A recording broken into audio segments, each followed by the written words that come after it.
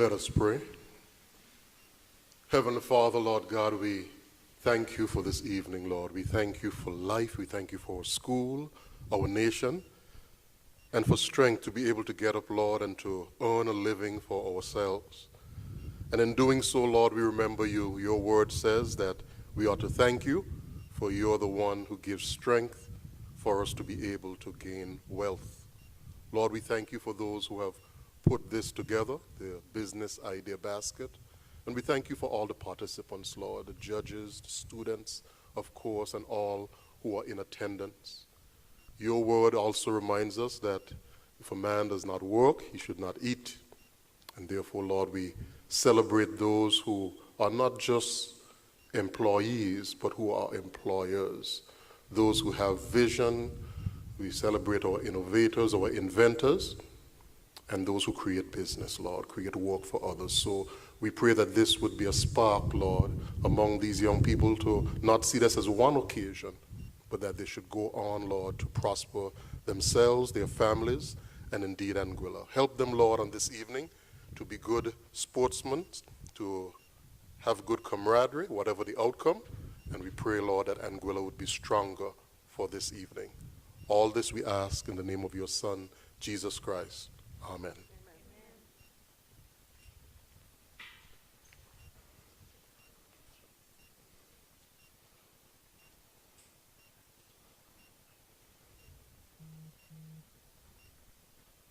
And now you may be seated.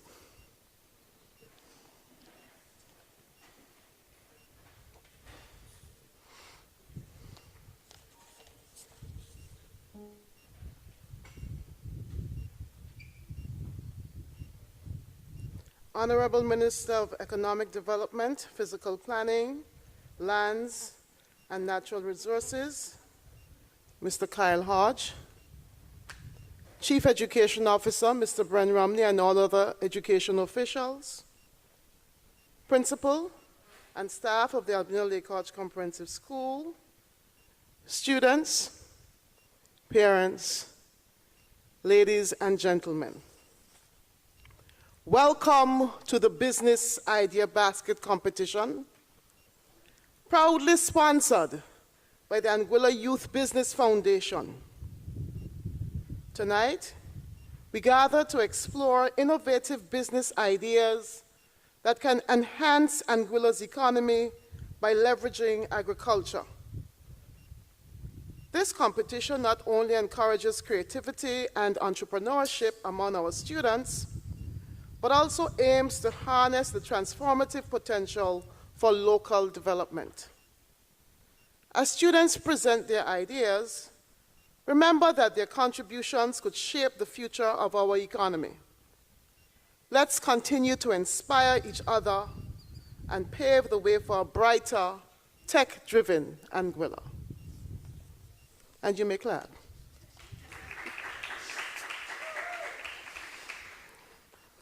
The Albina Lake Hodge Comprehensive BIB. At this point, I always like to acknowledge our past HOD, Ms. Avanella Griffith, who was the one behind the BIB. Showcasing young minds. The rationale. Anguilla is experiencing simultaneous growth and developmental challenges, including economic expansion, environmental protection, and sustainability. However, the contributions of the island's youth are often overlooked in national planning processes.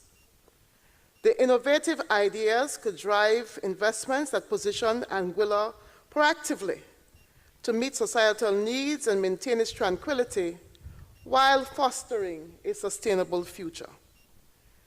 Engaging young minds is crucial for ensuring that Anguilla remains competitive and resilient in addressing these intertwined issues effectively. The purpose then is to create a supportive environment in order to cultivate youthful creativity and innovation that will benefit Anguilla's economy and solve challenges faced in Anguilla. The participants, the Albina Lake Hodge Comprehensive School business students, inclusive of sixth form students.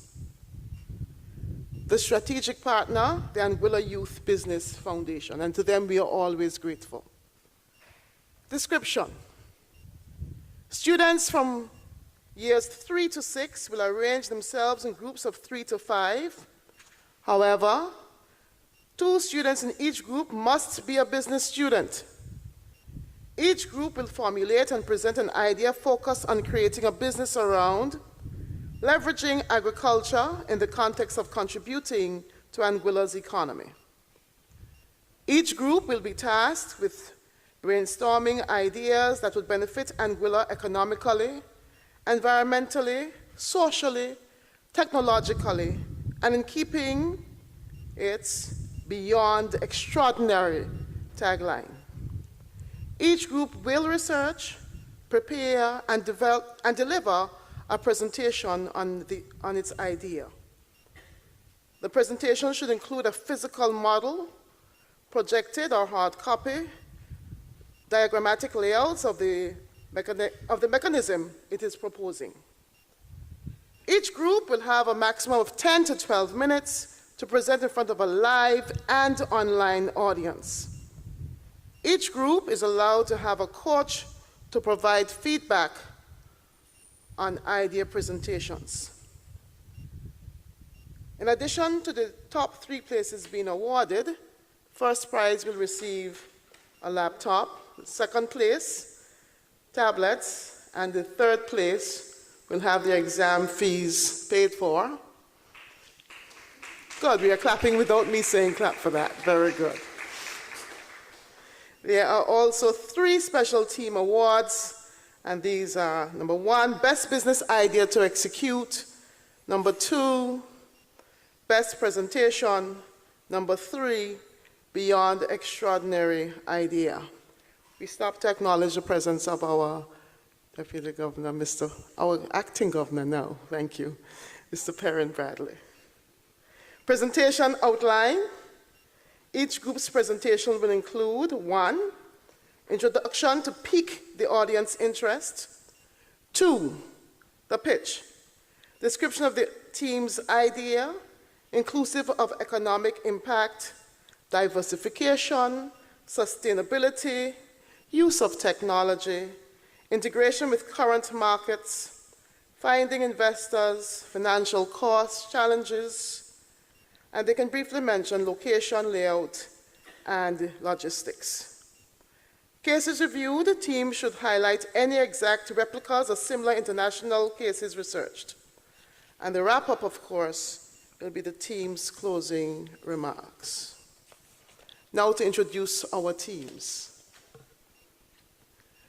AgriScope.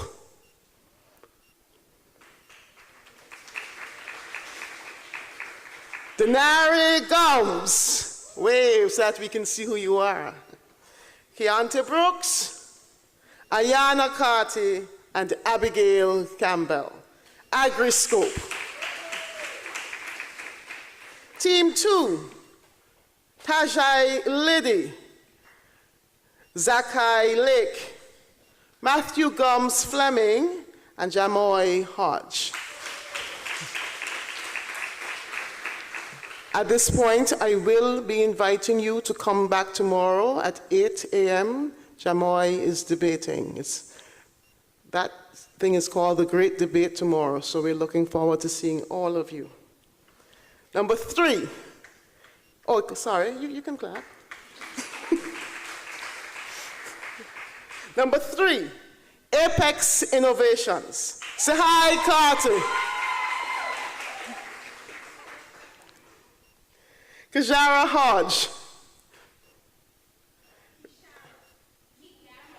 Oh, thank you. Thank you. Rianne Richardson and Samantha McCormick. Apex Innovations. And the Bio C, Sanaya Richardson. Observe they have the shirts. Keshanice. Oh, you've gone back to ILFED? Thank you. I guess they were uncertain about their name. No, it's definitely aisle-fed. Kishanice Edwards, Delicia Harrigan, Zaria Roach, and Michelle Leader.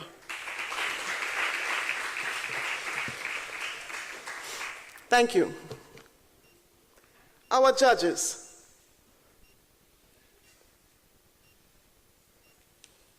Quincy Gomes, I'm starting on this side.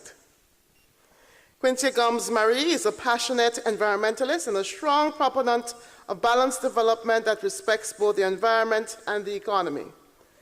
She fervently promotes the establishment of a universal global funding architecture that is democratic and accessible, ensuring that everyone has a fair chance to protect our planet's resources. Her unwavering commitment to sustainability makes her a formidable force in advancing environmental policies that promote a harmonious coexistence between humanity and nature. Mrs. Gomes Marie. Carencia Rouse. Ms. Rouse is an accomplished professional with 10 years of experience in the field of environmental management and conservation. She holds a Bachelor of Arts in Environmental Studies from Carleton University in Canada and a Master of Science in Environmental Governance from the University of Oxford in England. She believes that the gateway to a thriving nation is sustainable use of its natural resources, and her advocacy for climate action and environmental resilience is defined by the principles of accountability, equity, and sustainability. As Chief Natural Resources Officer, Ms. Rouse is head of the Department of Natural Resources in the Government of Anguilla, responsible for developing policy and legislation to transform fisheries, agriculture, and environment towards the effective balance of food production, sustainable livelihoods, and ecological integrity. Ms. Rouse. Number three, judge number three, Ms. Kathy Wallace. Mrs. Wallace is a dedicated Anguillian marine biologist who focuses on the sustainable management and conservation of the island's vital marine environment. Her professional work revolves around several critical areas, including coastal zone management, conducting fisheries research to ensure the health of local fish stocks, and actively working towards the protection and restoration of Anguilla's fragile coral reefs. Kathy also plays a key role in the research and monitoring of the island's marine protected areas, helping to safeguard their rich biodiversity. With a master's degree in marine biology, she utilizes specialized knowledge to address complex environmental challenges and is a passionate advocate for public outreach, engaging the community to raise awareness about the necessity of protecting Anguilla's precious marine heritage. Mrs. Wallace. Mr. Kyle Hodge holds the ministerial portfolio of economic development, industry, commerce, lands, planning, water, and natural resources for the government of Anguilla. He was also elected as the new chair of the Caribbean Regional Fisheries Mechanism in July 2025.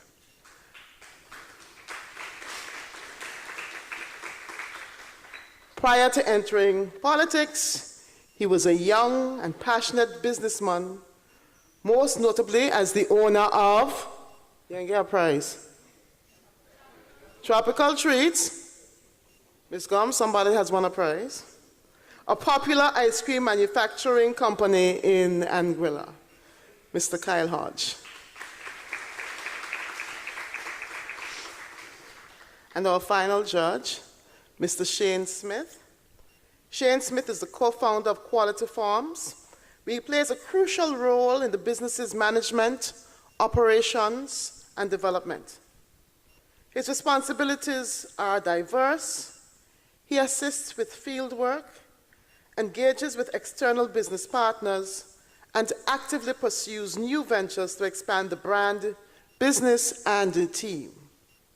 Shane is known for his passionate diligence and dedication to the success of Anguillian agriculture, and his myriad contributions to food security are immensely appreciated. Our judges, ladies and gentlemen.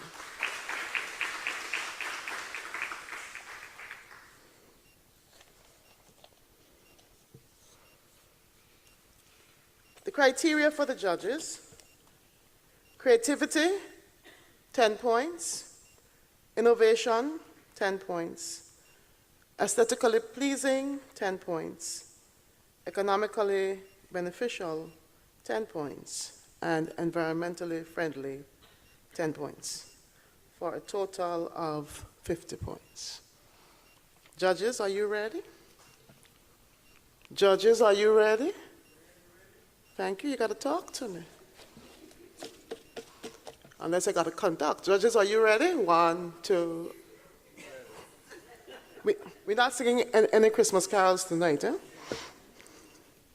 So, team number 1, Hydroscope, to present their idea.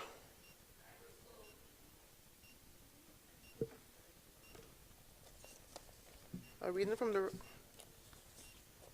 Agroscope. Thank you. Denari Gomes, Keontae Brooks, Ayana Carty, and Abigail Campbell.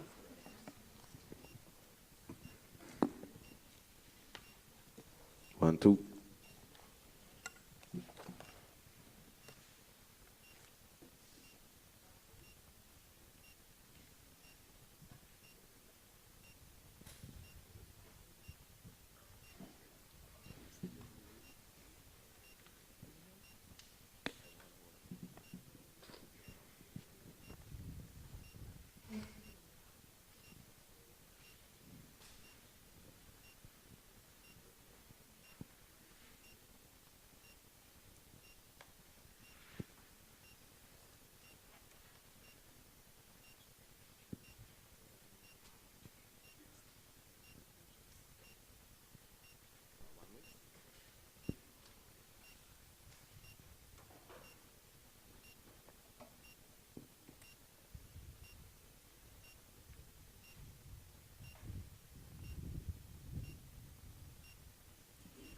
Before they begin, we also acknowledge the presence of Honorable Minister of Education, Library Services, Social Development, Youth and Culture, Mrs. Shelia Rogers Webster.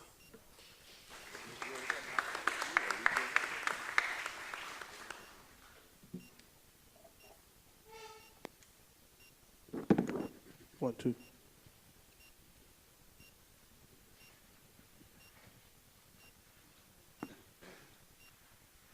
One.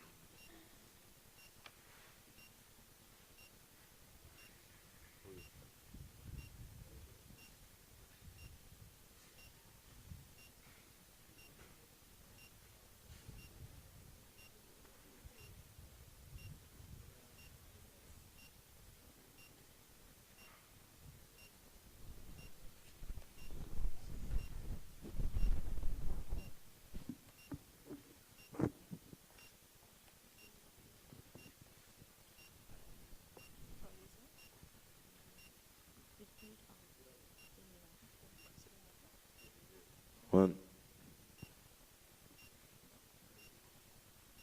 One, two.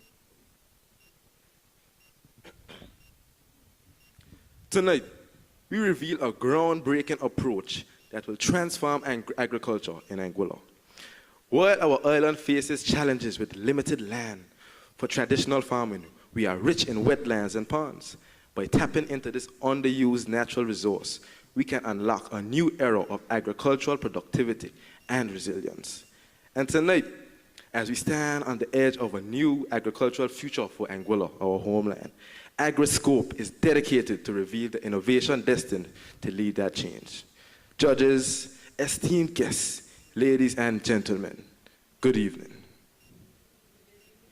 It is well known to many that Anguilla faces many challenges in achieving food, agricultural security, and sustainability. The island is overly reliant on importation from the United States, the Dominican Republic, Dominica, and many other neighboring Caribbean islands. This puts Anguilla's food security at risk not only affecting costs, but availability of fresh, nutritious food to local communities. Additionally, there is a large scarcity of fertile agricultural land across the island. Here is a diagram from the Department of Physical Planning showing the distribution of land across the island. The bright green represents arable land, and the dark green represents recommended agricultural zones. As we can all see, these land spaces are limited. Much of Anguilla's terrain consists of limestone-based soil and rock, which has a low organic soil content, making the soil and poor water retention, making the soil infertile and making large-scale farming efforts inefficient. In addition, Anguilla faces prolonged droughts, and with a limited supply of freshwater sources, crops are difficult to maintain. Judges, esteemed guests, ladies and gentlemen, AgriScope is dedicated to tackle these challenges head-on through AgriDome. The AgriDome is the world's first fully automated, self-sustaining hydroponic system engineered to revolutionize how and where we grow food. Designed as a network of intelligent, interconnected pods, AgriDome eliminates the reliance on traditional farmland by effortlessly floating over salt ponds and otherwise unused bodies of water, transforming them into thriving agricultural hubs. Each pod ensures optimal growing condition through an array of sensors.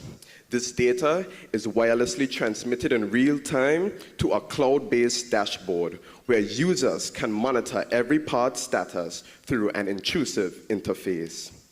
The integrated IoT system doesn't stop at monitoring. It enables action. Sensor data can be routed to onboard microcontrollers that automatically regulates the pod's condition for each crop variety. From a single unified dashboard, users can visualize their entire floating farm ecosystem with a 24/7 health and performance indicator. Sustainable, data-driven, and modular by design, AgriDome represents the next generation of smart agriculture, where technology, ecology, and autonomy feeds the future. Now, since we're all engaged, the moment we've all been waiting for, description of the model. Tank. Here, water from the pond enters the AgriDome via a valve which can open and close a hatch by itself based on the water level. Mesh. Above the tank is a layer of mesh. This prevents any sort of pests from entering the pod. The dome. The dome will allow for the pond water to evaporate from the balanced tank and condense on its surface. When the salt pond water evaporates, only fresh water will fall. Then the condensed water will run down the dome into the hydroponic system. The dome will be a geodesic. The triangular panels give the dome strength by distributing stress forces, making them highly resilient to forces like wind, and allows for large open and support-free interiors. Additionally, the design allows the dome to be made from less materials, helping save consumers from manufacturing costs. Air pump. The air pump pulls air from the outside and oxygenates the hydroponic water. It additionally helps cool the plants in the agropod. Control box, the mastermind. Within the control box holds a system control, which includes a time, monitors pH levels, temperature, oxygen concentration, nutrient balance, and relates the following data to the agropod app, which we will hear more about later on. Nutrient holder. Here the nutrient mix is stored. The nutrients will automatically flow into the hydroponic depending on the availability of nutrients measured in the water. Camera. Capture and relays daily growth imagery to the cloud-based dashboard. Solar panels gives the entire system energy to operate. Marine-grade foam gives the pod buoyancy. Plant capacity. To get an idea of how many plants a single dome can hold, a single pod can accommodate 42 basil plants. We all love basil. 63 heads of lettuce feed all the turtles in the yard. And 21 bell pepper plants, just to name a few.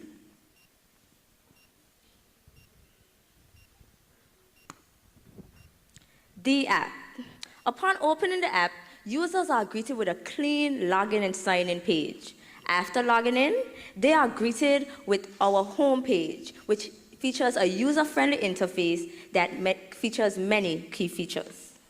Firstly, our platform continuously analyzes water chemistry and environmental conditions within the dome, and when nutrient levels move outside ideal levels, users receive actionable results. Below, we have our smart plant monitoring dashboard, which has a unified view of all the plants currently in the domes. And by selecting more details, users can dive deeper into each plant's nutrient level, growth process, environmental data, and more. Our dashboard builds on our homepage as a deeper and more powerful monitoring tool. Our dashboard features in more detail the Smart Plant Monitoring Dashboard, which displays data visualizations and condition updates. Recent activity and log tracking system. This keeps track of system events, adjustments, and alerts for improved traceability. And we also have our visual plant health detection system, which uses smart camera technology to analyze plants in real time. When abnormalities are detected, the app notifies the user, and using artificial intelligence, it helps to suggest possible causes and solutions. Another key feature of our application is our personalized AI bot, which we named AgriAssistant. AgriAssistant uses historical data from previous harvests to analyze, predict, and automatically optimize future hydroponic growth cycles, and provides helpful guidance on how to care for the plants. Our app also sends the user regular notifications to keep them updated on plant growth milestones, drops in nutrient levels, and environmental concerns. Our app sends notifications to iPads, phones, Apple Watches, MacBooks, you name it, we send notifications to it too. And finally, our core feature, the nutrient tracker. Our nutrient tracker is designed to give growers complete control over plant nourishment. It features plant-specific nutrient tracking, growth phase monitoring, nutrient formula selection, real-time dome environmental tracking, and this includes pH levels, nutrient strength, temperature and humidity, and it also gives live depictions of each in the form of graphs per dome.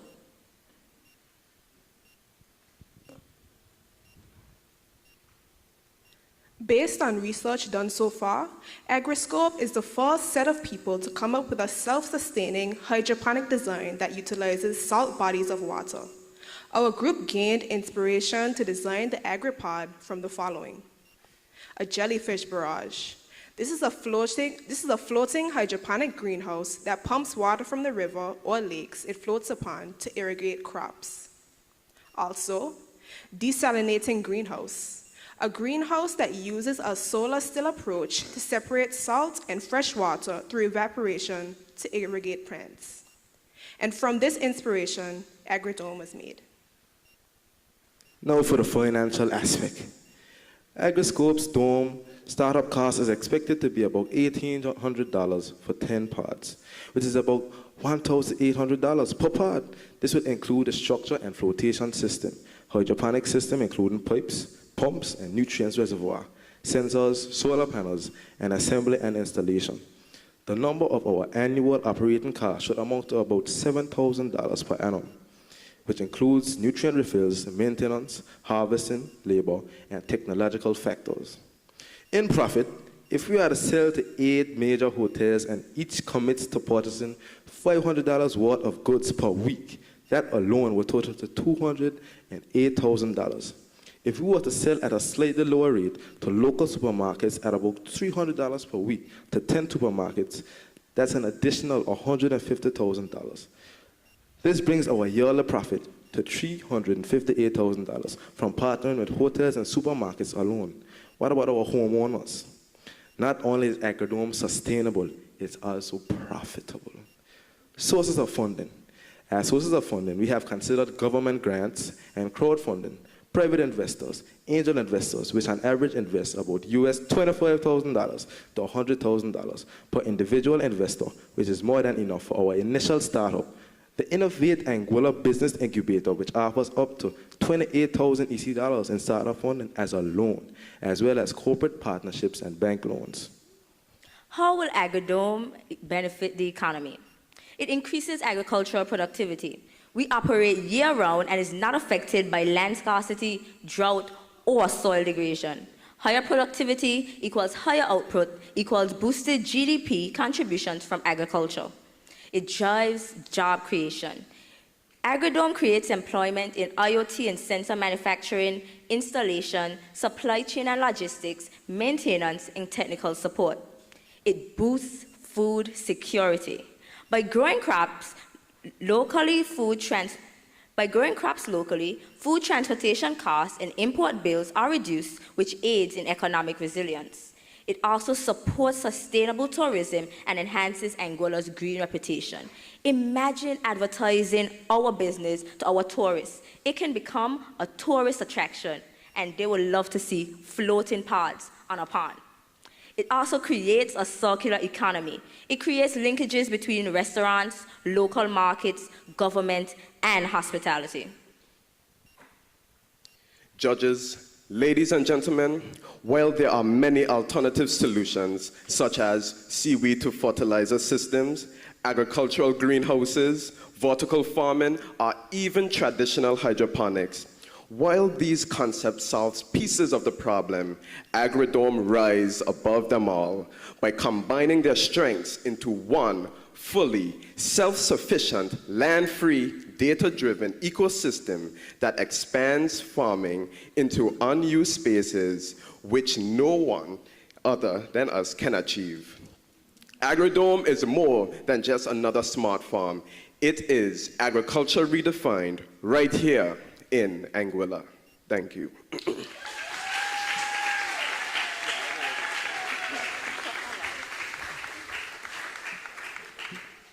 Thank you, AgriScope. Judges, if you have any questions, you're only allowed 2. Not per judge. 2.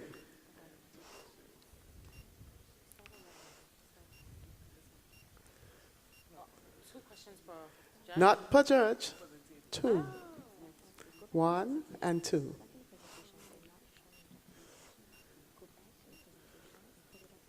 And the questions can't have any parts.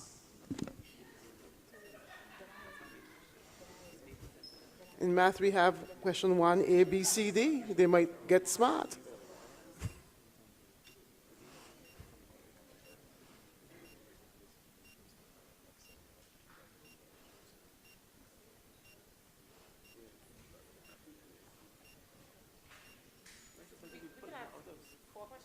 Two. 2. 2.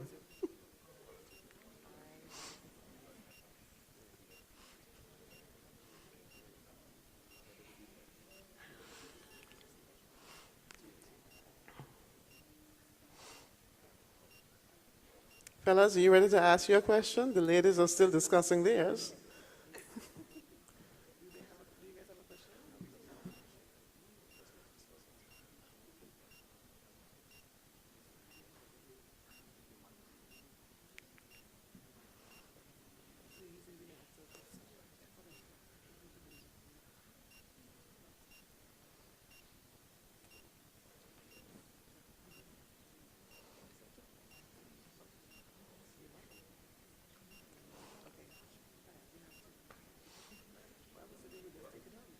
Ladies, you know, always holding up the process.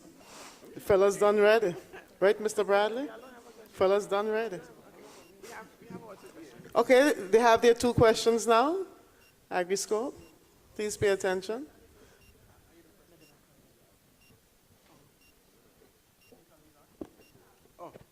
Good night. Good night. What is it? AgriScope. Thank you. This was a really good presentation. We see that you considered a lot of tech in AI, so we just want to congratulate you for your forward-thinking approach. It is so forward-thinking that it seems like you don't even have to be there in the in present. You know, you can stay from the luxury of your home or wherever you are, and you could monitor your farm from the technology that you have. So we just want to say kudos to you for incorporating so much technology into this farm. Thank you.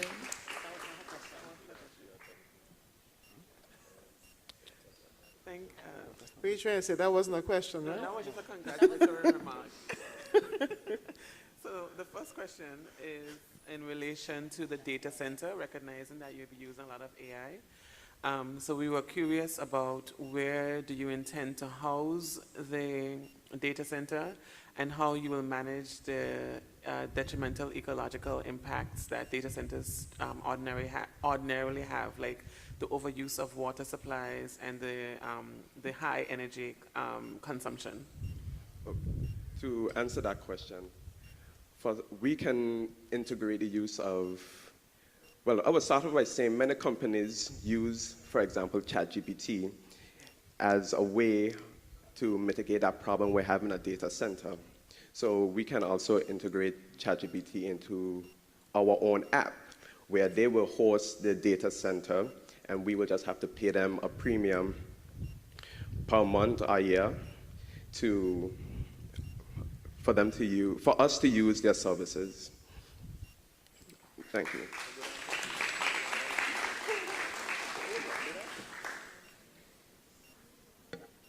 Good night. Good night. Good night. Good night. Congratulations again. Very, very good project idea. Thank you. So our second question.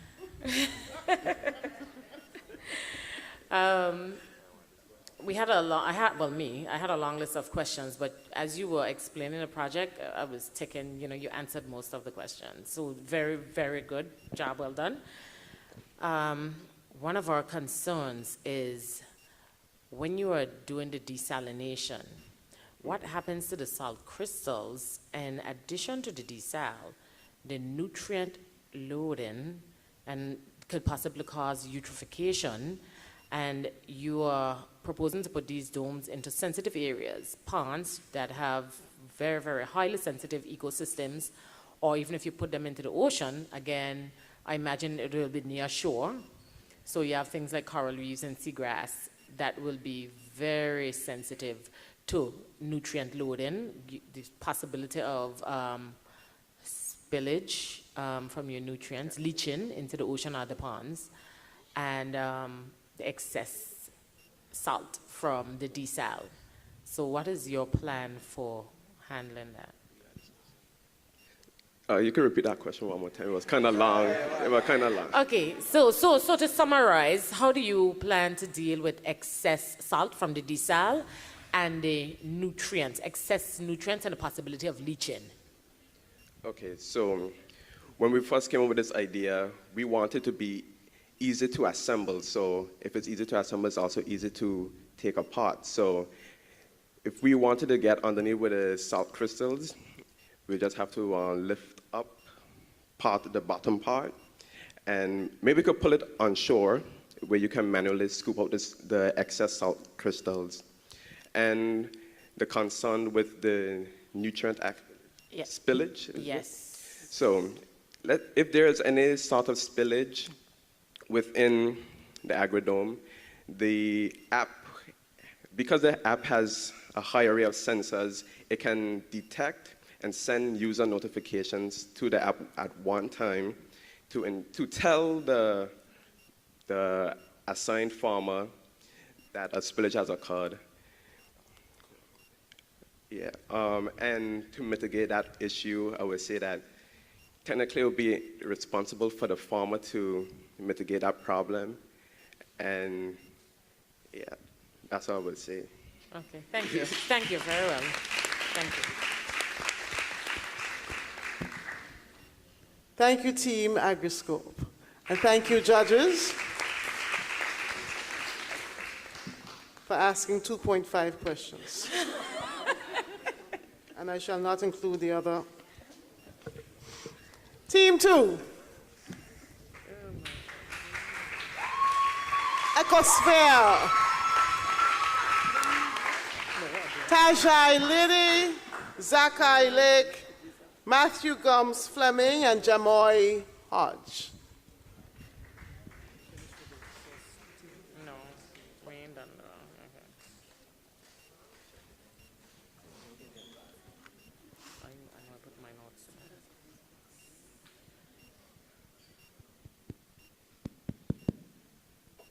there. All right.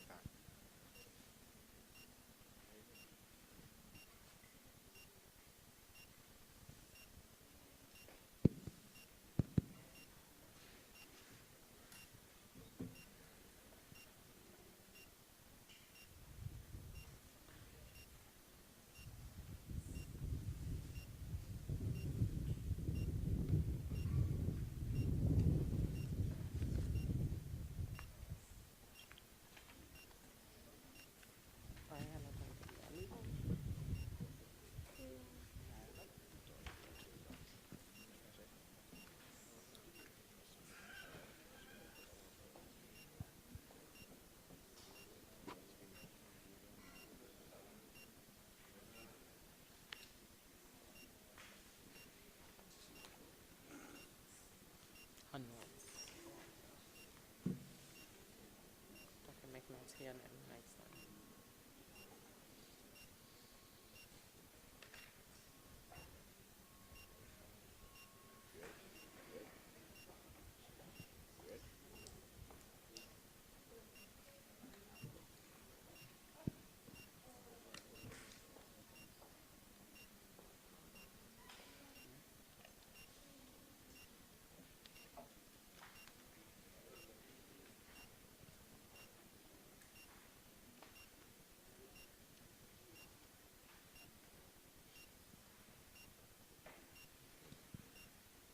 Judges, you ready?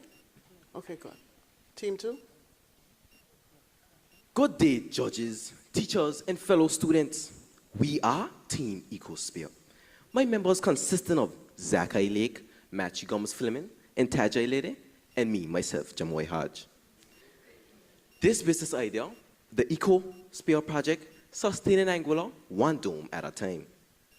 Our project is a youth-led, sustainable agriculture solution designed specifically for Anguilla's needs.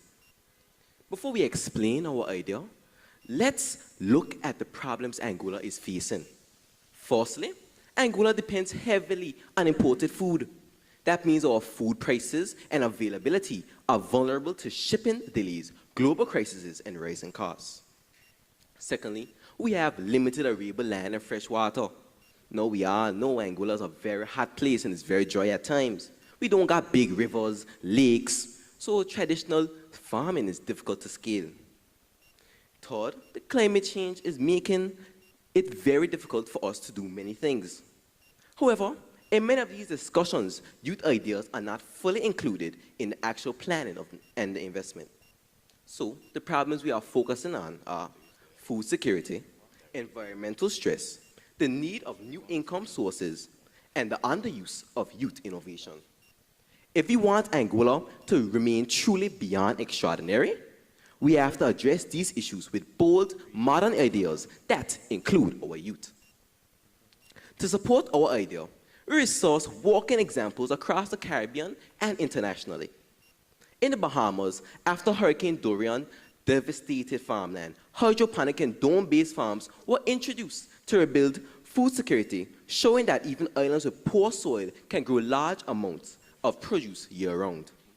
In Barbados, vertical hydroponic farms supply lettuce and herbs to hotels, providing that small islands with limited land can still meet tourism demand. In St. Lucia, aquaponic systems combining fish and plants are already successful, a model similar to ours. Globally, in countries like Canada and the United States, they use insulated grow domes to produce food in freezing winters. If dome temperatures in snow are negative 20 degrees Celsius temperatures, they can definitely succeed in Anguilla's sunny and dry climate. These examples show that Ecosphere is built on proven systems, not wishful thinking. So, let's dive in to what Ecosphere is and what our vision for Anguilla is.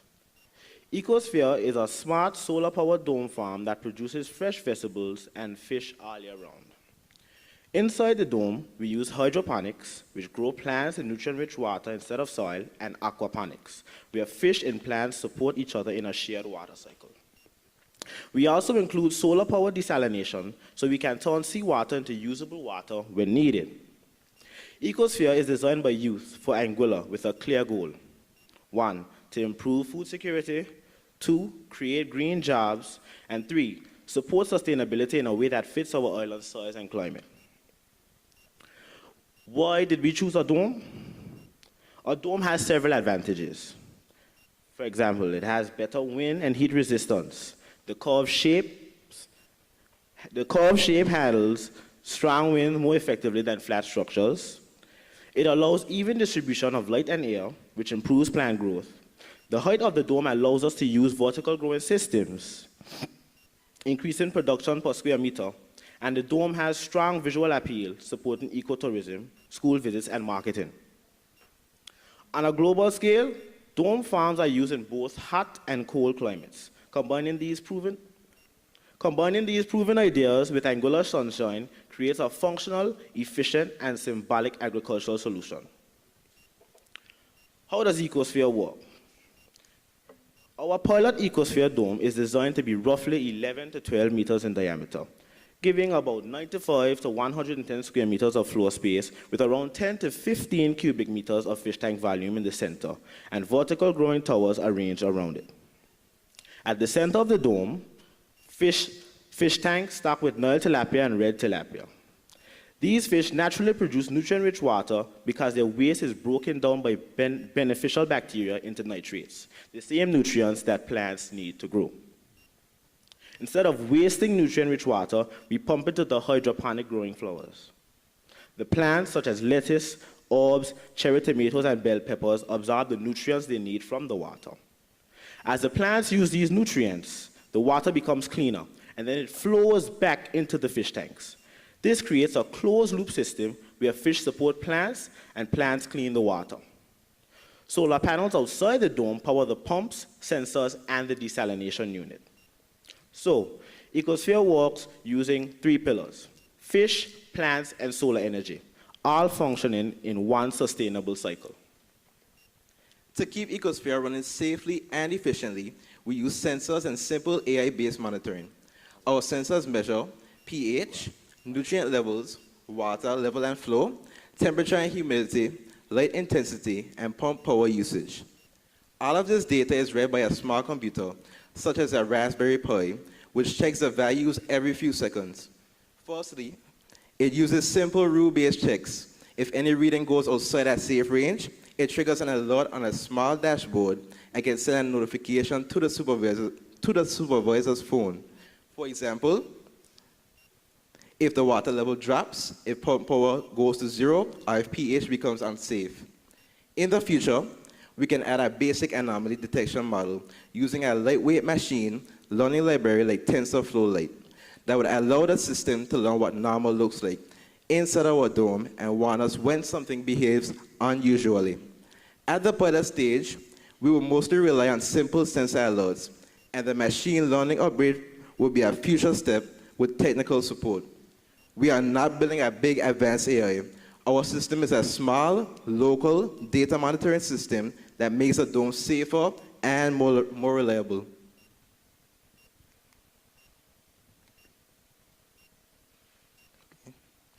Ecosphere is designed to be built in a real practical location. Our proposed site is on the outskirts of the valley, giving us enough open space, access to utilities, and fast delivery routes to hotels and supermarkets.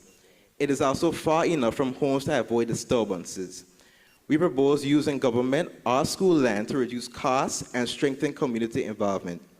We also understand that we would need to follow local regulations on land use, food safety, and fish farming, and the supervisor, together with our partners, would help us work with the relevant ministries and agencies. Ecosphere is not just an idea. It can actually be built in Anguilla as a real pilot dome. Ecosphere will be operated by a team of youth workers, around 3 to 5 young people, mainly in part-time or shift-based roles, handling feeding, harvesting, sensor checks, cleaning, and packaging. To ensure professionalism, we include at least one experienced team leader or supervisor with skills in agriculture, business, or electronics. This person coordinates the team, oversees safety and technical decisions, and communicates with partners, investors, and technical experts.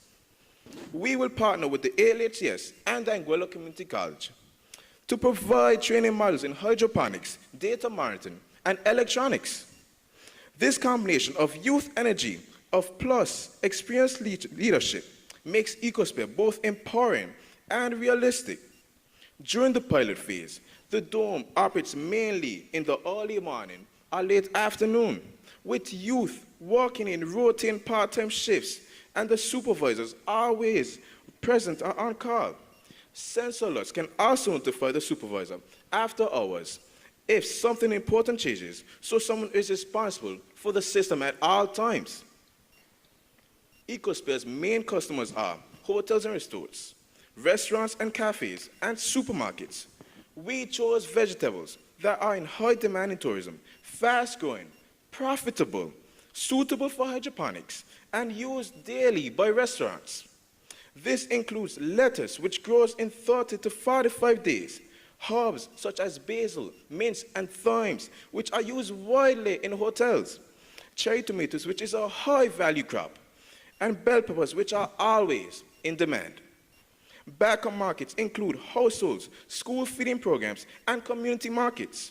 We plan to secure pre-orders and letters of interest to lock in demand early and reduce market risk. Our price is based on typical Caribbean wholesale and retail wages for fresh produce, so we stay competitive with imports while offering the extra value of being local, reliable, and sustainably produced. Now, what we've all been waiting for. The estimated setup cost for one dome is about $110,000, covering dome structure, solar panels, hydroponics, aquaponics, sensors, desalination, training, and installation. Yearly operating costs are about $35,000, covering youth salary and stipends, the team leader stipend, fish feed, seeds and nutrients, maintenance and spare parts, and insurance.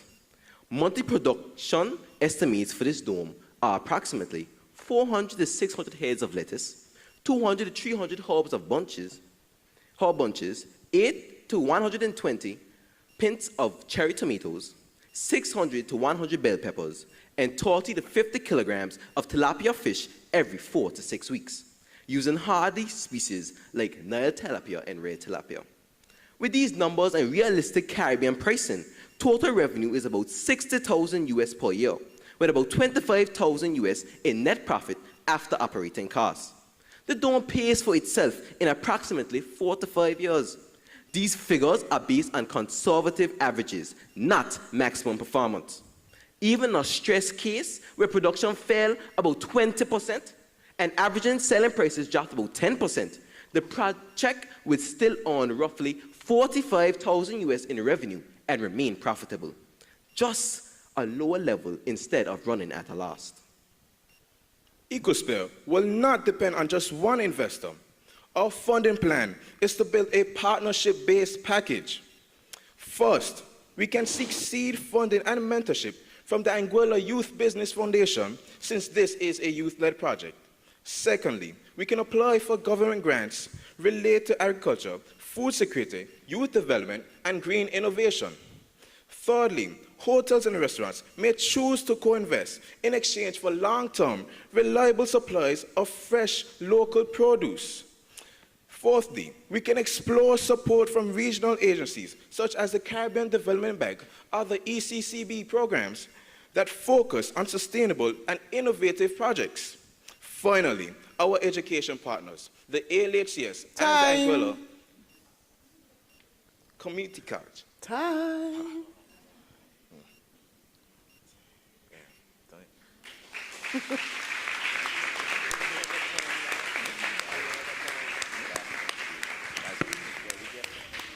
Okay, judges, your 2 questions, please.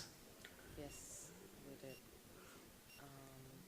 We spoke about the different specialists that they have.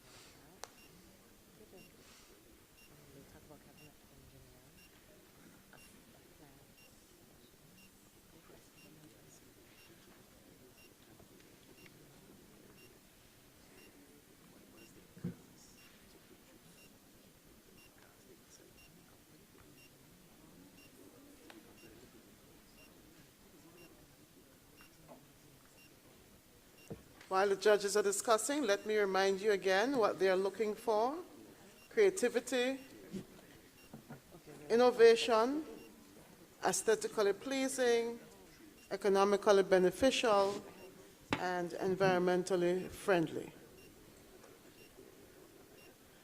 Each criteria carries 10 points for a total of 50 points.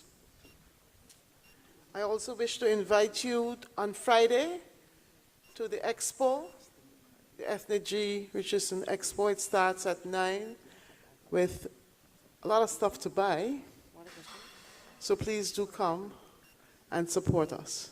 And the judges are ready with their 2 questions, so I will be quiet. That's a good one. That's a good one. So you have one.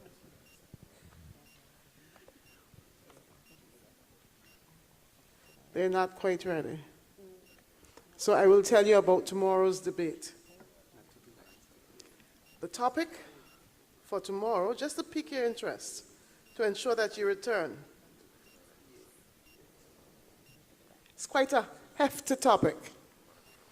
And this topic was okayed by the principal of the Five Island campus, Professor Justin Robinson.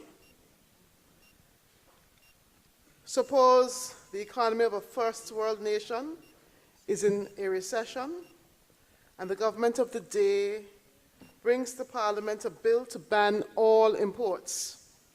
The bill, if passed into law, would allegedly ensure that all dollars currently leaving the spending stream for imports would instead be spent on domestic products, thereby increasing output, employment, and income, and reversing the economy.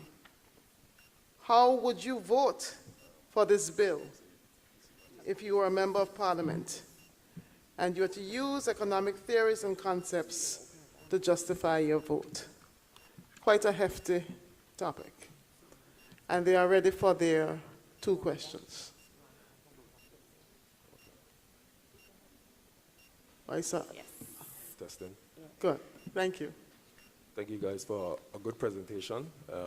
We wish that you guys could have finished the full presentation. However, one question we have, we heard you mention that you would pay the business off in 5 years, the initial investment in 5 years. We would have just like a breakdown on how you would have go about that, how you would have get that done.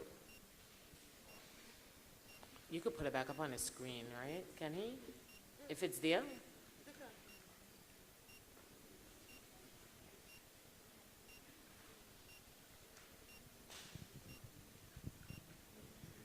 So your question was basically asking how we would pay off the dome in 3 to 5 years. We would start with a pilot dome first, but then we will scale up after proven success, because we wouldn't go ahead into it without actually seeing after we get success. So we would start with a pilot dome.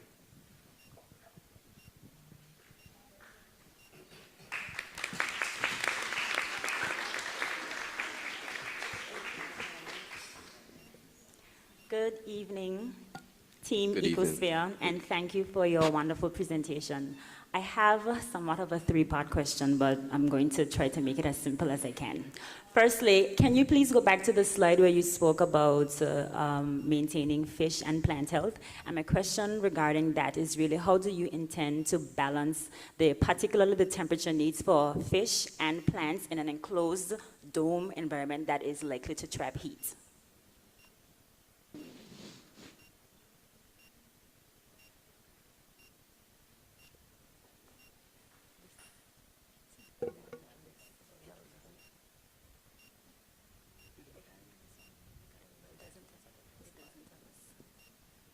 Sorry, I don't think that's the slide. It was a slide where you listed like the different engineers that's needed. Yeah.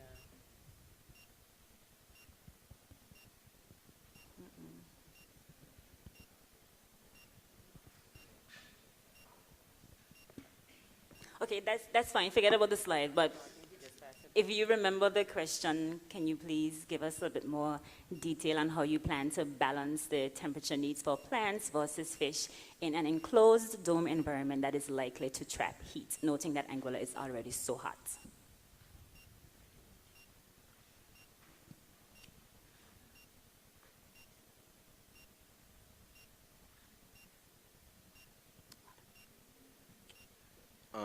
So for that question, for the heat part, we were, in our presentation, we were saying that we were talking about the heat and how Anguilla is very hot. We were talking about how in the Canada and US, they use the same thing that we are basically presenting right now. And the fish and the tilapia, basically, they have thrived in under the negative 20 degrees. And they could thrive in Anguilla's hot climate.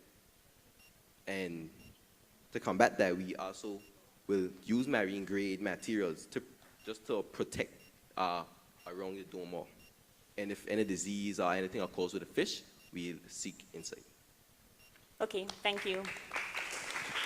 One last quick question. This is from the audience. I'm just a messenger. Can you please tell us a bit more about the fish feeding process for your particular project?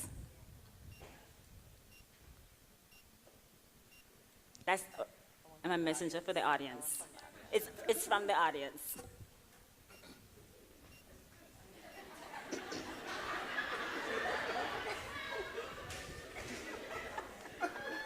Okay, it's okay. I'll answer the question. I'll answer the question. I'm still here. I'll answer the question. I'm the speaker. I'll answer the question. Nobody was asked me to rise, you know. Point of order. It was a good question. I'll answer the question. Boy, don't be foolish. Okay, I'm sorry. The part-time workers will be doing that. So, answer the question. Quickly. Okay, so as you were saying, it's going to be a youth-involved project. So youth are very much going to be involved in our project, but as well as they're going to be an adult or a supervisor that is experienced in this type of stuff. So dealing with the fish feeding is going to be scheduled times for the fish to feed. So the supervisor would most likely handle that because the youths are always under training. They're also under training. So the supervisor will handle that part. Thank you very much. Classic example of when the cats are where the mice will play. Thank you, Mr. Webster here. He brought it to my attention. Thank you, Team 2.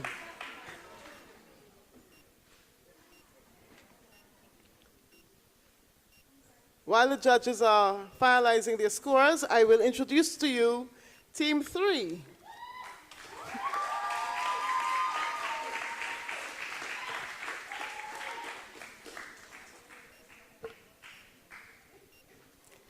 Apex Innovations, Sahai Kati, Kiara Hodge, Rianne Richardson, and Samantha McCormick.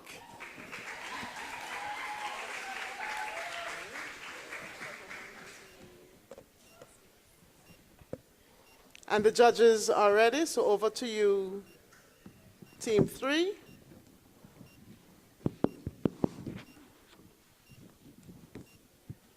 Remember COVID, when the containers stopped coming in. Sorry.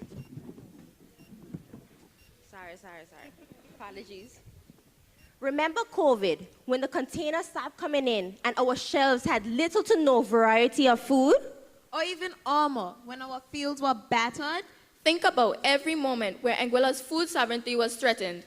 To ensure that we are never placed in that position again, Apex Innovations proudly presents Anguilla Aqua Greens, a climate-smart, solar-powered CEA facility located in the Valley Bottom.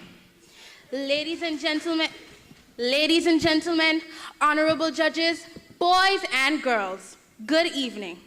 Our mission is simple yet transformative: to establish a commercially scaled, renewable energy-driven aquaponics and hydroponics facility that produces high-quality, year-round, hyper-local vegetables and fresh fish.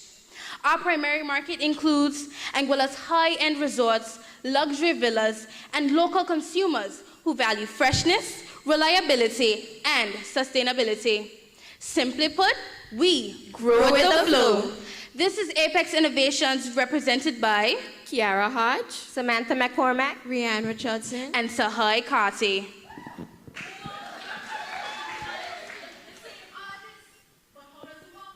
How does it work? I heard someone ask. This is a small-scale representation of what Apex Innovations will look like. We combine aquaponics, which naturally generates nutrients through fish waste, with hydroponics, which precisely balances plant nutrition. Together, these two systems create a powerful soilless growing environment where plants thrive on nutrient-rich water delivered through a drip irrigation network. And as you can see, thanks to the Aurora Resort, we already have some of our startup materials. Our greenhouse is simple and efficient.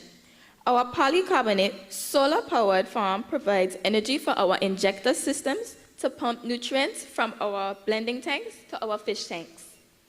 The nutrients is then merged with nitrate from the fish waste, so it's safer for the plants to absorb. But it doesn't stop there, as we also have plants that are hanging high, and they also need nutrients too. So pump lines are then installed to transport the nutrients water from the fish tanks to the plants. The wastewater, however, is then carried back to the tanks, where it goes through a semi-permeable membrane, where it then is purified, and the process continues all over again. And also, in the back, we also have some produce that we would also be producing, such as butterhead lettuce on the further left, mixed lettuce, microgreens, kale, and Italian basil. All pumps, aerators, monitors, and irrigation system are powered by solar panels, making the entire facility efficient, climate resilient, and able to operate independently off the grid.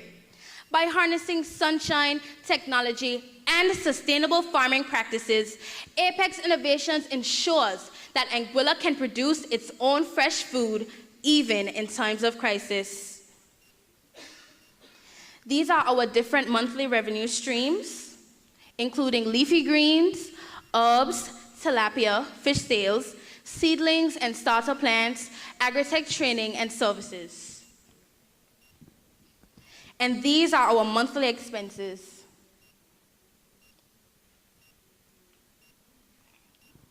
This projection shows that Apex Innovations moves from startup phase to solid financial growth within its first year.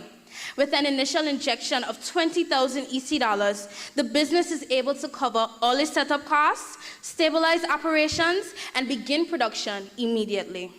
Revenue grows steadily each month, boosted by the tourist season and consistent 12% monthly growth as the business expands its customer base and output capacity.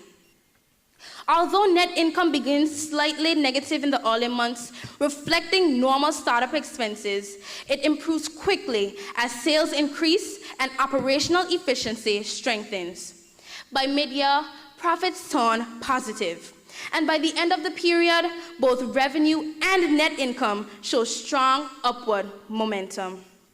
Overall, the projection demonstrates that Apex Innovations becomes financially stable, profitable, and growth-oriented by year one, supported by strategic planning, controlled expenses, and increasing demand for fresh, local produce.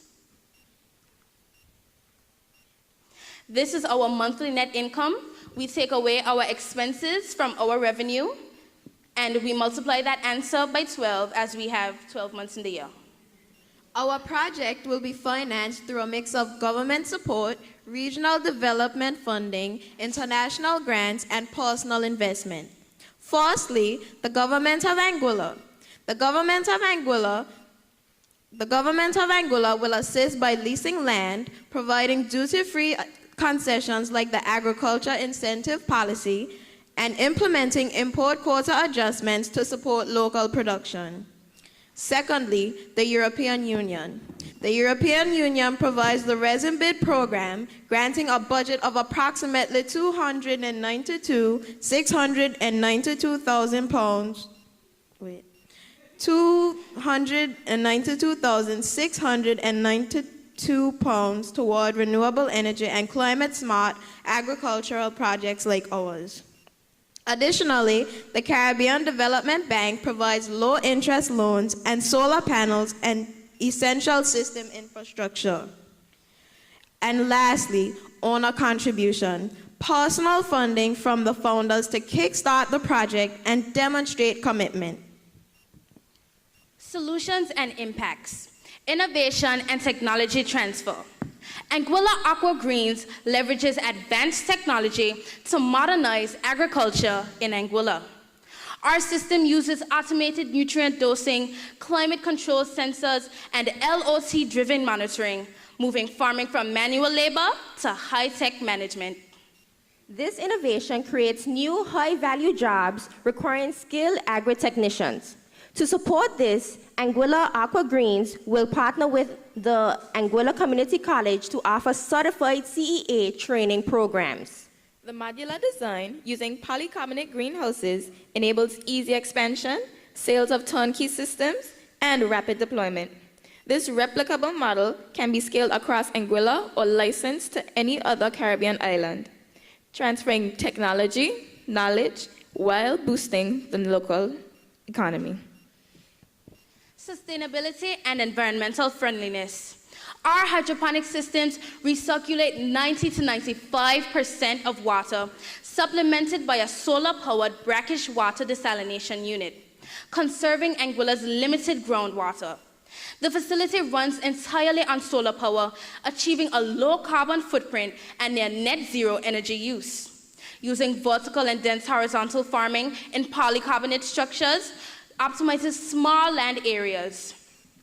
Aquaponics provides natural fertilization and integrated pest management, replaces harsh chemicals. Economic impact and diversification. Anguilla Aqua Green Solution grows high demand imported produce such as lettuce, microgreens, herbs, and bell peppers, which in turn will reduce Anguilla's food import bill. Secondly, by offering premium fresh produce, the operation creates a new domestic revenue stream beyond tourism. Thirdly, the facility establishes a technology-driven agri-tech sector, enhancing economic resilience and creating less vulnerability against hurricanes and droughts. Lastly, aquaponics generate nutrient-rich water, which supports traditional and community farming. Integration with tourism and local culture. Anguilla Aqua Greens establishes a dedicated sales channel delivering fresh daily harvest produce directly to resort chefs, reducing dependence on imported distributors and enhancing culinary tourism with the premium Anguilla Grown label.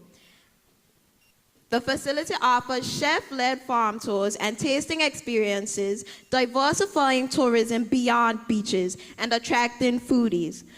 By emphasizing local ownership, employment, and innovation, the project strengthens national pride and creates compelling market campaigns.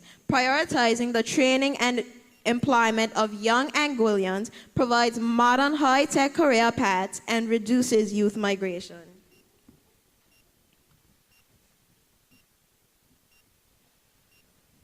Of course, challenges exist, but we are a resilient team, and here's how we plan on navigating them.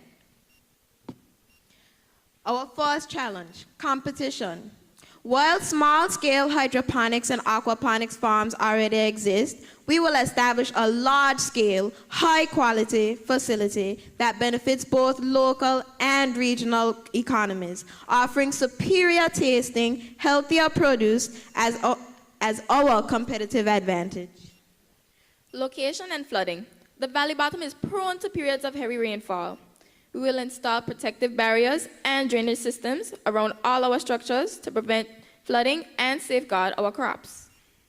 Startup costs. Initial investment requirements are significant.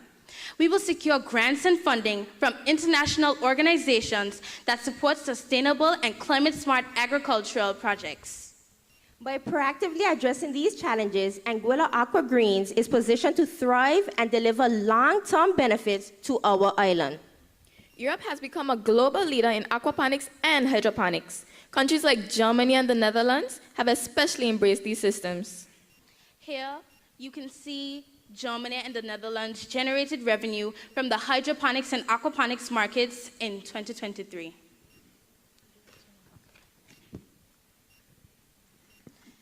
Ladies and gentlemen, remember the name, Apex Innovations, Anguilla Aqua Greens. Here, we combine aquaponics and hydroponics in a revolutionary solar-powered system. We're not just growing food, we're cultivating efficiency, sustainability, and healthy living.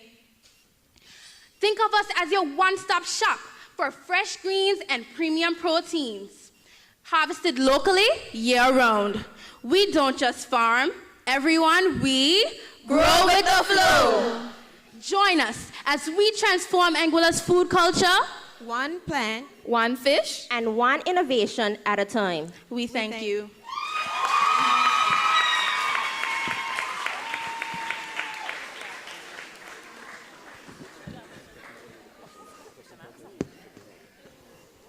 Okay, judges, I won't move this time.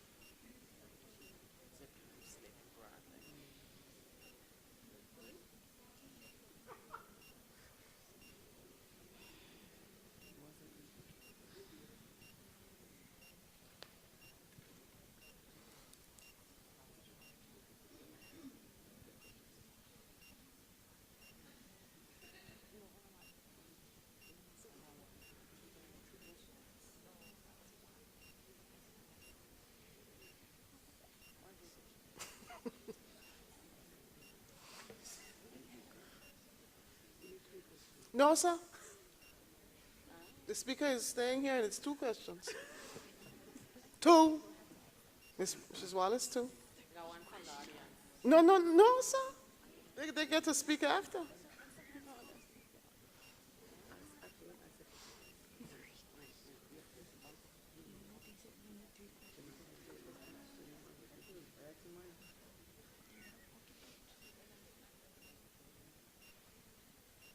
Okay, so I have a question. Okay, the first question is being asked now. Can I go, Khalif? Okay. Good evening. Good evening. Apex Innovations, and again, thank you for your presentation. I want to particularly say that I enjoyed your enthusiasm and your engagement with the audience, so give yourselves a round of applause. My question for you, noting that you mentioned that your project relates to controlled environment agriculture, in brackets CEA, I'm wondering why you chose to install it in the Valley Bottom where there is our most arable land. With controlled environment agriculture, you want to aim to use land that's not arable because we're not doing away with open field farming. So I just wanted to know, what were you thinking? Like, what went into your decision making regarding your location for installing your system?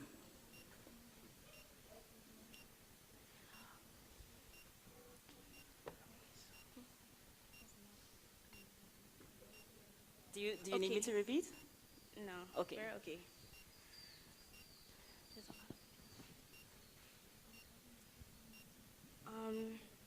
So we chose the Valley Bottom because we know there's a lot of vacant land in the Valley Bottom. And what you were saying about we need to choose arable, can you repeat what you said? Is that the word?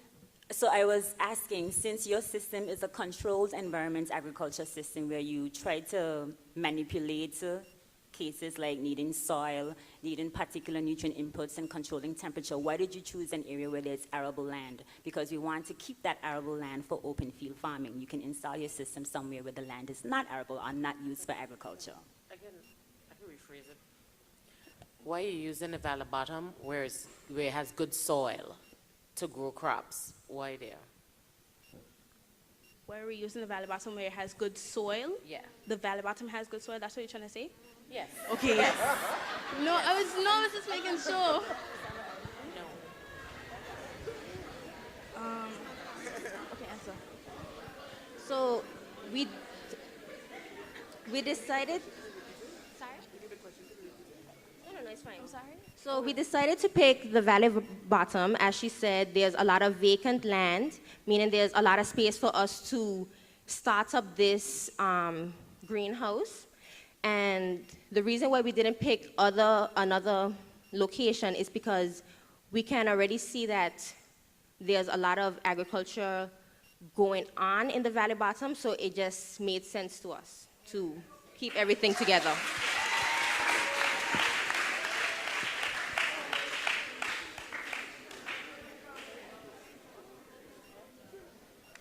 Your final question?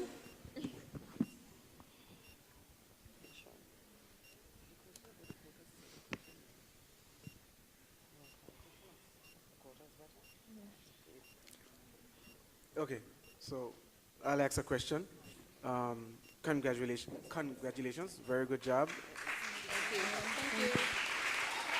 So, since you mentioned the word quota, I want to ask a little bit about the quota system, because it is something that can work, but if you're going to restrict certain imports, then you have to prove yourself locally, right?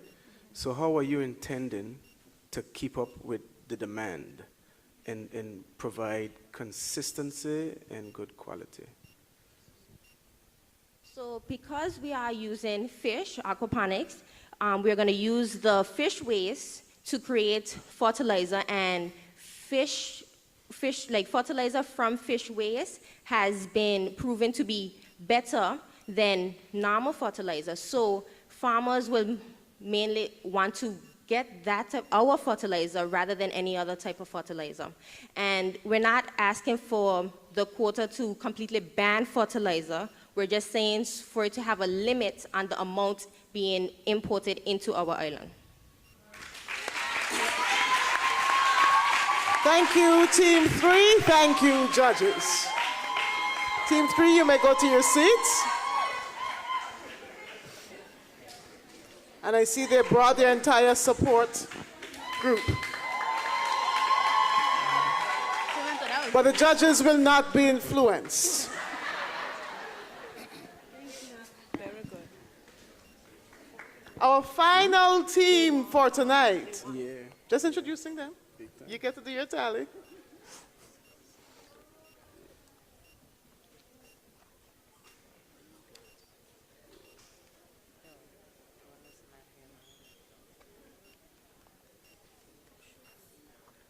A reminder again of our prizes.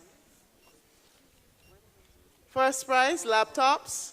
Second prize, tablets. Third prize, exam fees will be paid.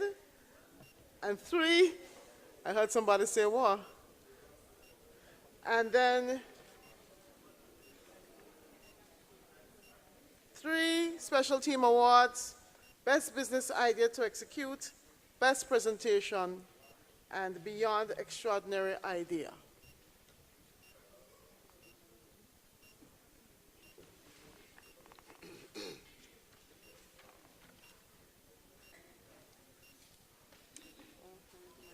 Oh, and we already have our 2026 topic.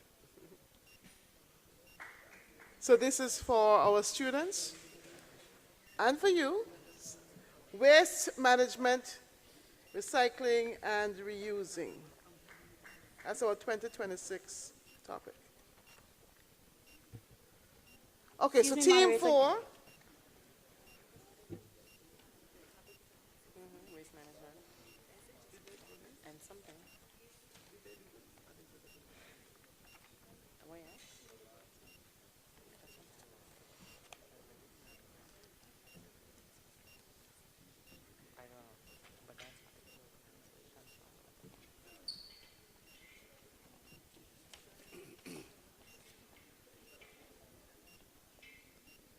Sanaya Richardson, Team 4.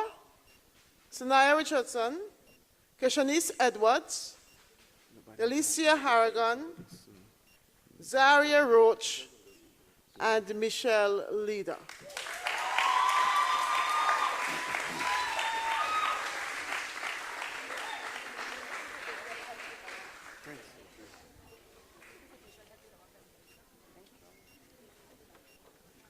And their names are ALHCS.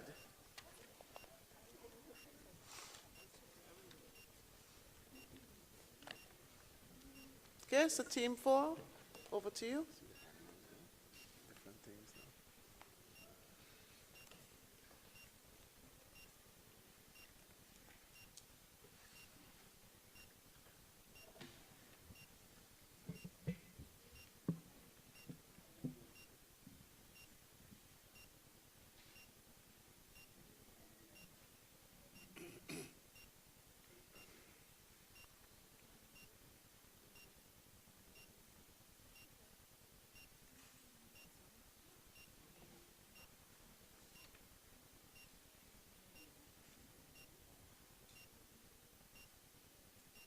Good evening, judges, teachers, fellow students, and audience. Today, we present ALHCS, Anguilla's first national free-range livestock initiative, a venture designed to transform our food system, strengthen our resilience, and reduce our national dependence on imported foods. I am Delisa Harrigan, and my colleagues include Keshanice Edwards, Michelle Leader, Zaria Roach, and Sanaya Richardson. Anguilla imports over 90% of its food, including almost all of its meat. Most farming on the island is subsistence level, and our small land mass increases our vulnerability to storms, global conflicts, rising food prices, and supply chain disruptions.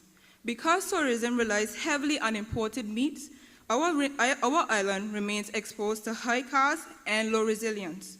ALHCS aims to change that by establishing a structured livestock industry for the first time.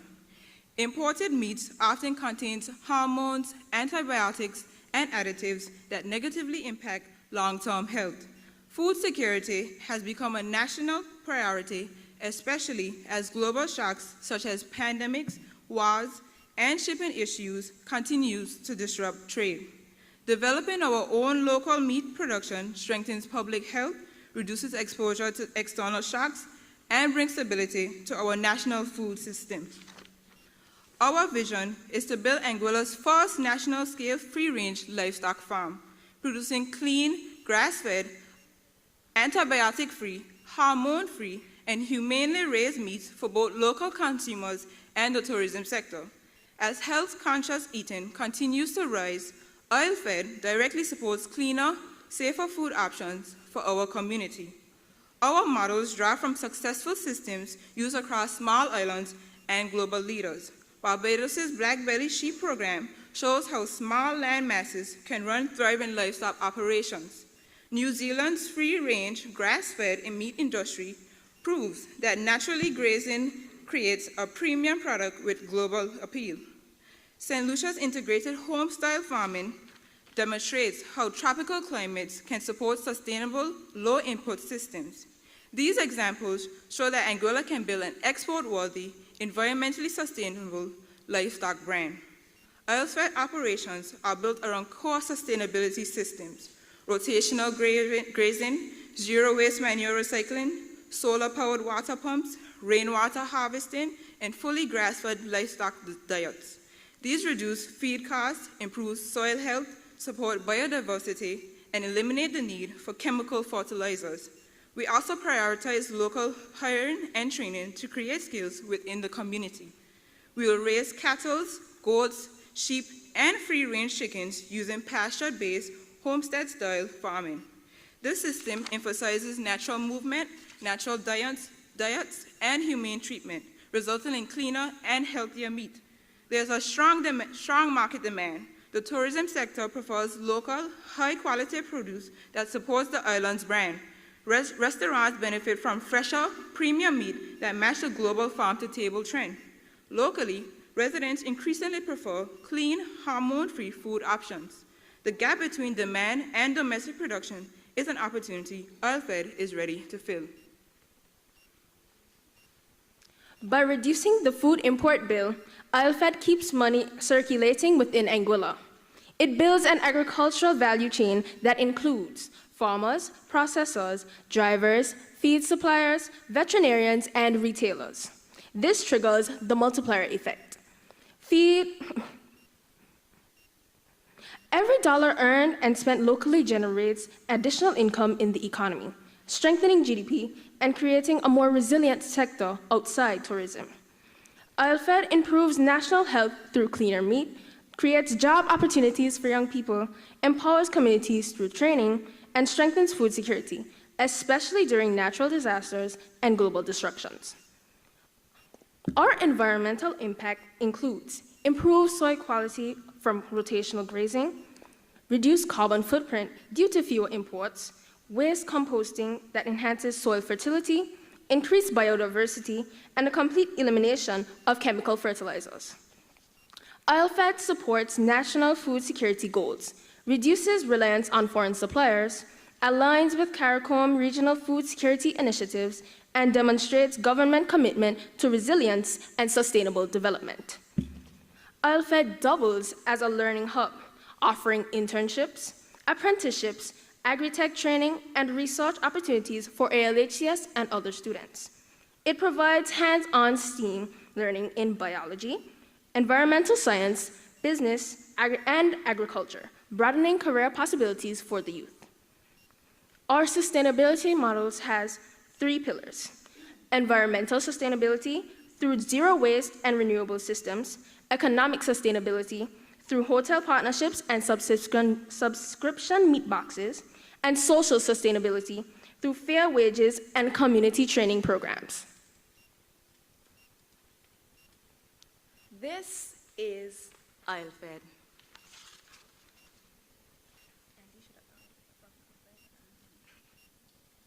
This is the full labeled model of the Oilfed farm. It shows the complete layout of the operation, including livestock grading paddocks, water and shelter stations, the visitor education area, the processing and storage unit,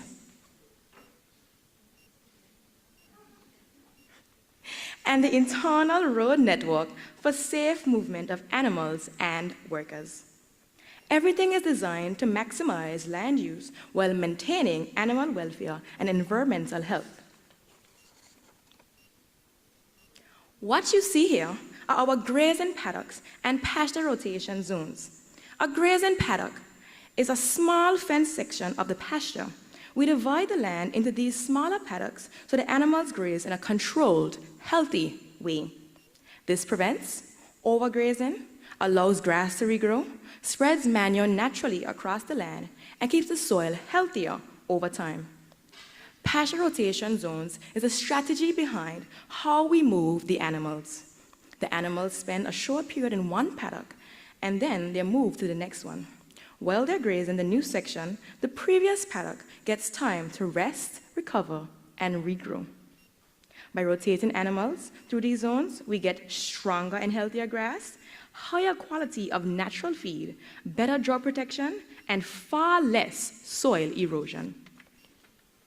Together, they help us to maintain a clean, chemical-free, sustainable farm while keeping production costs low and animal health high. Next is our visitor education area. This space is designed for school tours, agricultural workshops, youth training programs, and agro-tourism activities. Visitors can learn about free-range systems, sustainability, and modern agriculture practices in a safe, structured environment. This section shows the processing and cold storage facility. This is where fresh meat is processed, packaged, stored safely, and prepared for distribution to supermarkets, restaurants, and hotels. Having a dedicated, clean processing unit ensures consistent quality, food safety, and transparency, which is extremely important for both local consumers and the tourism sector. Finally, this is the mapped location of the project at Captain's Bay East End. Most of Anguilla's tourism development is on the western side of the island. That space is already heavily utilized for tourism, so placing a large agricultural venture there would create land use conflict. By situating Isleworth in the east, we avoid that conflict while also creating a brand new point of development. This opens the door for agritourism, educational farm visits, nature tours, and even future farm-to-table food experiences. This site provides large, open land suitable for free-range grazing, minimal residential disturbances, proper spacing for paddocks, and future expansion potential. This map confirms that Isleworth is not just a concept. It is grounded in a real location with realistic land use planning. Instead of competing with the tourism sector, Isleworth actually extends it, bringing new economic activity, new visitor experiences, and new opportunities to the eastern communities.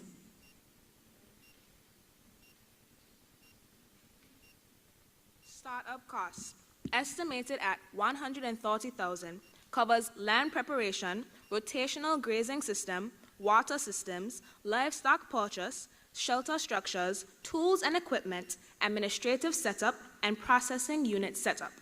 Our annual operating cost is approximately $101,000, which includes staff wages, feed and supplements, veterinary care, utilities, maintenance, transportation, marketing, replacement livestock, and the miscellaneous category. Revenue streams include meat sales locally, meat sales from the tourism sector, subscription boxes, manure/fertilizer sales, and agrotourism. Our financial projections show a strong business case with an expected break-even point in about 1.5 years and stable long-term profitability. Here we see our 5-year financial projections summary.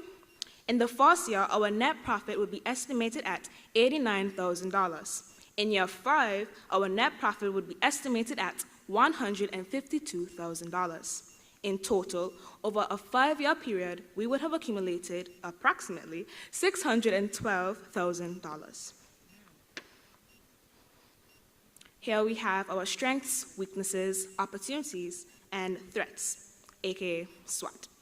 Strengths include strong alignment with national priorities, sustainable and environmentally friendly operations, and community and educational impact. Weaknesses include high upfront investment requirements, seasonal challenges, and limited local expertise in livestock farming. Opportunities include strong tourism partnerships, carving out a national brand, and technology integration. Our threats include national disasters and extreme weather, feed supply disruptions, and market competition. We recognize challenges such as land procurement, drought, hurricanes, and dry season feed shortages. These are mitigated through rainwater harvesting, resilient fencing,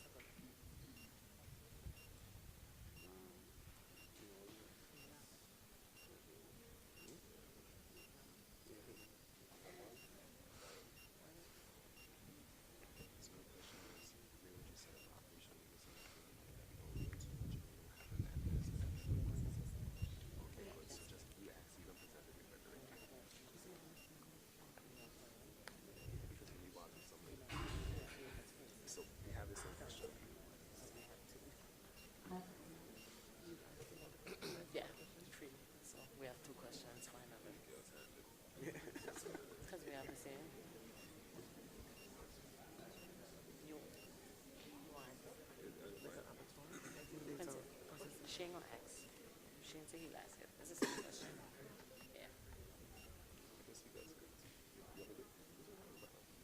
Yeah. Testing. Yep. Very good presentation. Once again, we wish you guys was able to finish. So, a lot of us have the same question in common, and the question is, where would you set up an operation like this, knowing that we need a lot of rain to keep the grass going? In Anguilla, we don't get much rain, and then we don't have the land mass to... That's two questions. Is that right?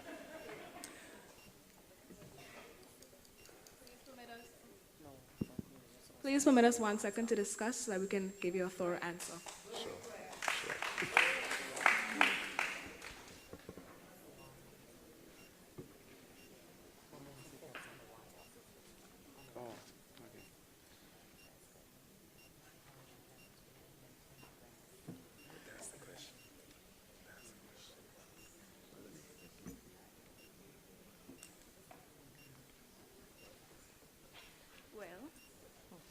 Hello? Okay.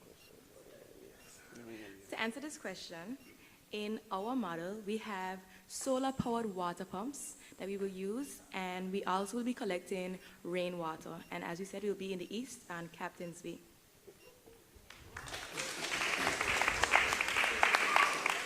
Somebody calling you in the back. Excuse me? Somebody calling you in the back. No, sir.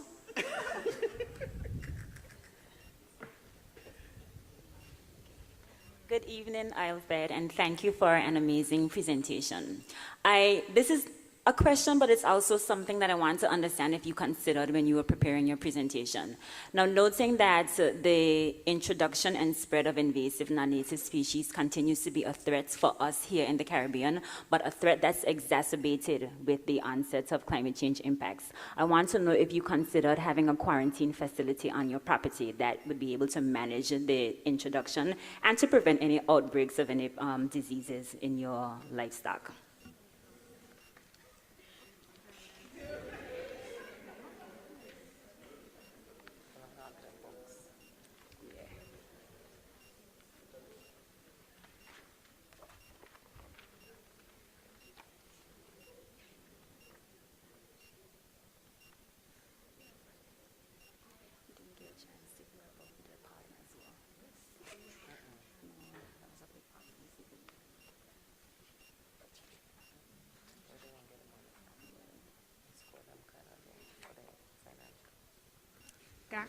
Good evening. Thank you so much for the question. I think that we would have some form of a vaccination area. However, we did discuss in our presentation that we would have regular vaccination checks with veterinarians, and that would also include grow our veterinary growth sector. So we would have more young people going into that part so that they can also help with our business.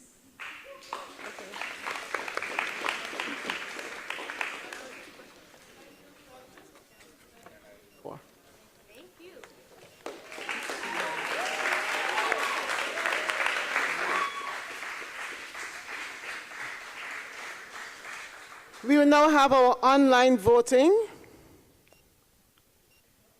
The link should be posted.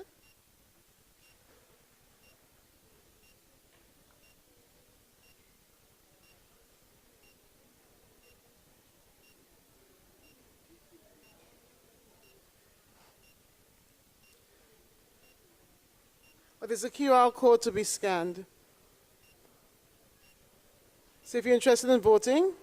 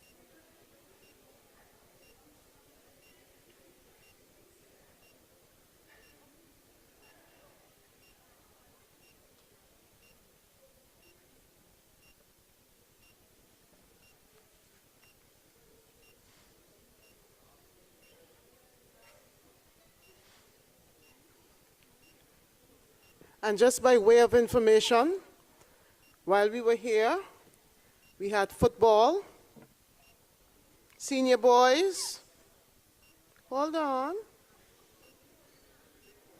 maroon versus purple,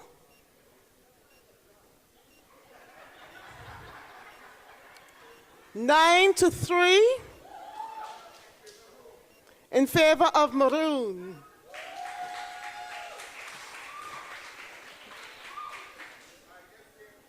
And then yellow and orange senior boys as well.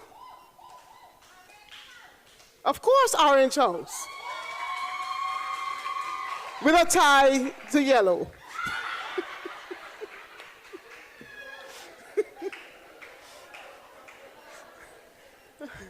Okay, we're almost at the end.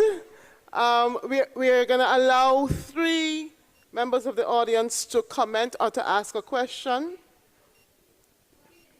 However, it cannot be, if you're asking a question, once again, it cannot be part A, B, C, and D.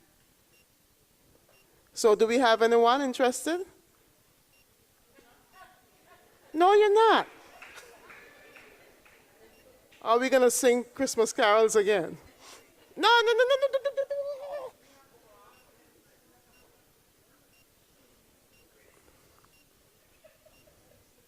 But that might give away the decision kind of with your overall stuff, so no. Right. Yes. Yes. Are y'all coming back tomorrow at 8 a.m.? Of course. Look at that, I'm ducking me. Anyone from the audience, please? Not those 5 there. Anyone else?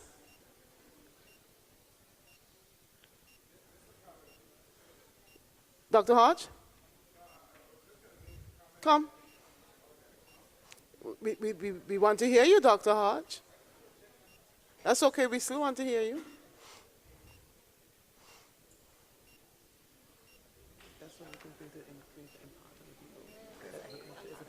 No, don't bring her.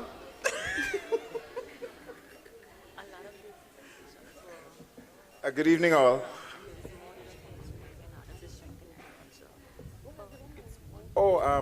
I was just going to make an observation that of the 4 groups that presented, and I may have fallen asleep and may have missed it, but I think there was only one of them that expressly spoke about the threat of natural disasters. No? I may have fallen asleep. I think we need to be more cognizant of that as a threat. We've been lucky in the last few years not to have been impacted, but that's a very real risk.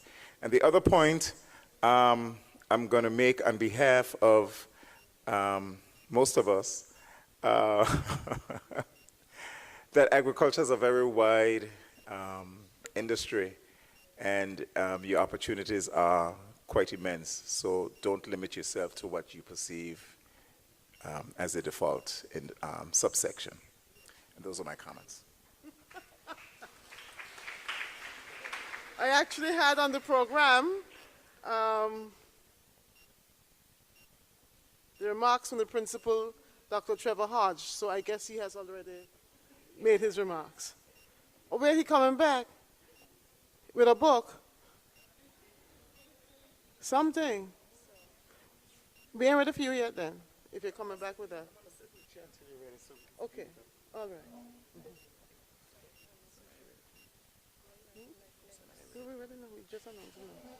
Okay, so the judge's decision, believe it or not, it's here. Very efficient, you know. We are business and math and music, so you know, efficiency. No, they can't go.